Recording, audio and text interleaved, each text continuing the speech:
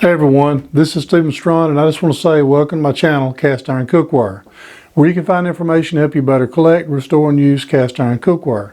Today I'm going to be using one of my favorite little cast iron pieces, and that is my number 9 Lodge old style griddle, and we're going to be making grilled cheese, and we're going to be doing that coming right up.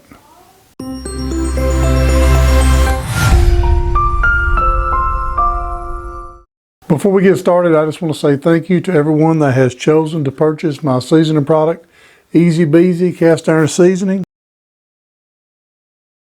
Your purchase of this product helps keep this channel going, and I just want to say thank you so much. So let's get on to the grilled cheese. If you're like me, I have a tendency to use the American sliced singles for my grilled cheeses, but I got to thinking, why don't I just kick it up a notch and just see what is the best cheese to use for a grilled cheese. So I have a few different types of cheese here, and we're going to make a grilled cheese with every one of them and see which one is best. So let me pull the camera down and let you see what I got. First of all, we have our American sliced singles, and then I have the Swiss. We have provolone, Kobe and Monterey Jack. We have Gouda. Oh, we can't forget the jalapeno and habanero jack cheese. And I've heard this is really good. It's Munster. I've never had Munster that I know of, and I've heard it was really good for grilled cheese. Oh yeah, and I also have some sharp cheddar. Now I didn't get mild cheddar, so I kind of missed out on that one. But we're going to try different ones and just see which one does better for a grilled cheese and which one tastes better. We're also going to be using my Lodge old style griddle, number 9.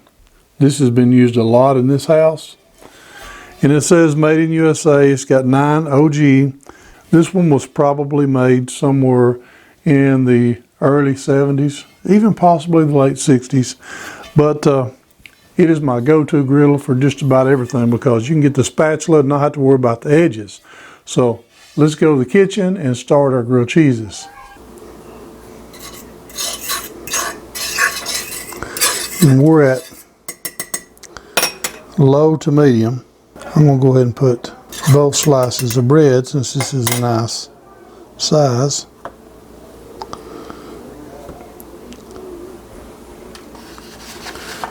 And we're going to start off with American. Of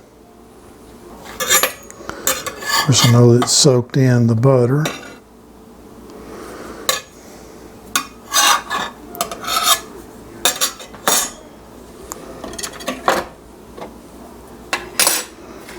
We can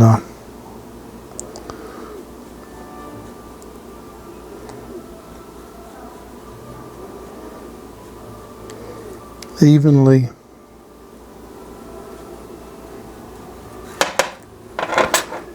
give it a little bit of a spread.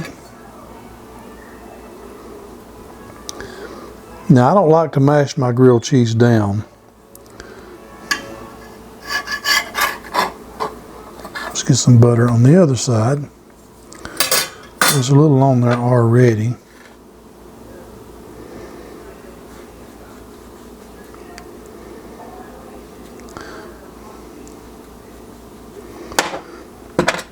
Now we started at low to medium. I'm going to go ahead and raise it on up to medium. We don't want it really, really hot, but we do want it hot enough to toast. And we don't have to add a lot of butter to the pan because we got butter on the bread. I'll go ahead and sop up the butter that's on the pan right there. There's no reason to load the pan down with butter because all you'll have is just evaporated butter. I'm starting to get a little bit of crustiness around the edges, and we're listening for a little bit of sizzle. It's starting to get a little bit. Now when our pan gets really, really hot, we'll back the temperature back because it has a tendency to just continually getting hotter.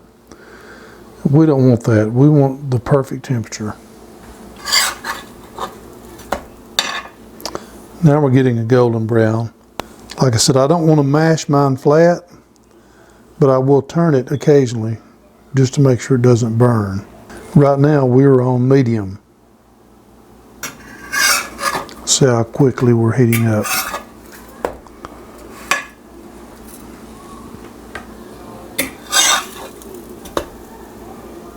Nice color. I like the little griddle because you don't have to worry about the big sides of a cast iron skillet. You can just scoop right underneath it and not have to worry about the edges being too high.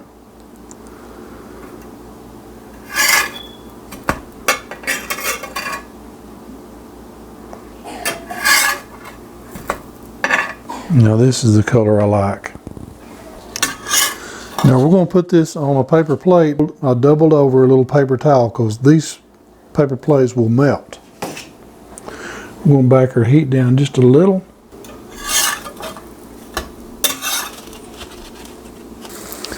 Now with cast iron, it continually gets hotter and hotter. It'll absorb the heat, so we're little by little backing the temperature down.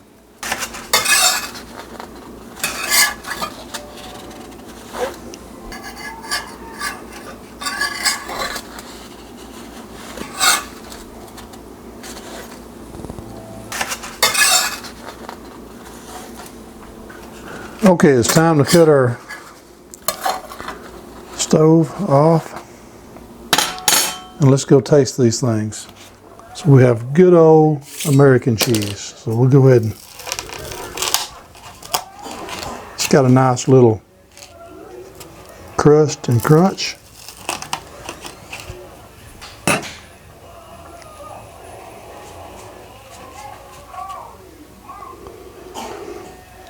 It looks really nice. We're going to go ahead and break it. Now this one's cooled off a little bit. I don't know about you, but I don't like my grilled cheeses smashed. I like to leave them a little bit fluffy, but that's really good. Not too much butter, just a little bit of butter. Let's try our provolone. Provolone is a lot like mozzarella. It's just a little better. It's got a little bit of a rubbery texture to it, almost like string cheese. It's okay, I like it, but I don't love it. Okay, now we're going to try our Kobe and Monterey Jack. It's a little stretchy.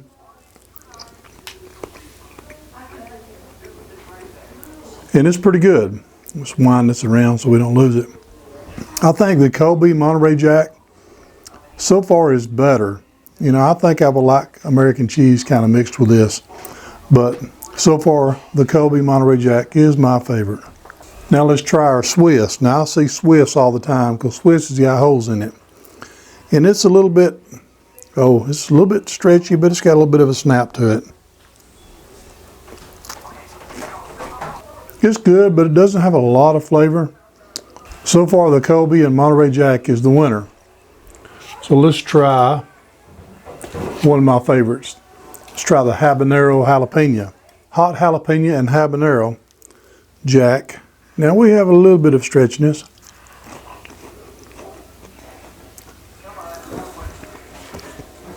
I would say that was probably going to be number 2 because I like the spice. Sharp cheddar.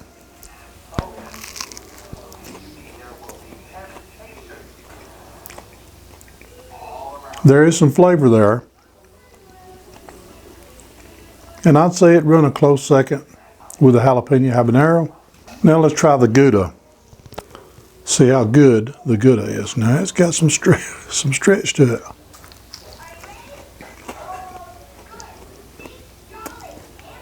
And it is flavorful. Now let's try the Munster. Now that's some nice stretchiness right there. Wow.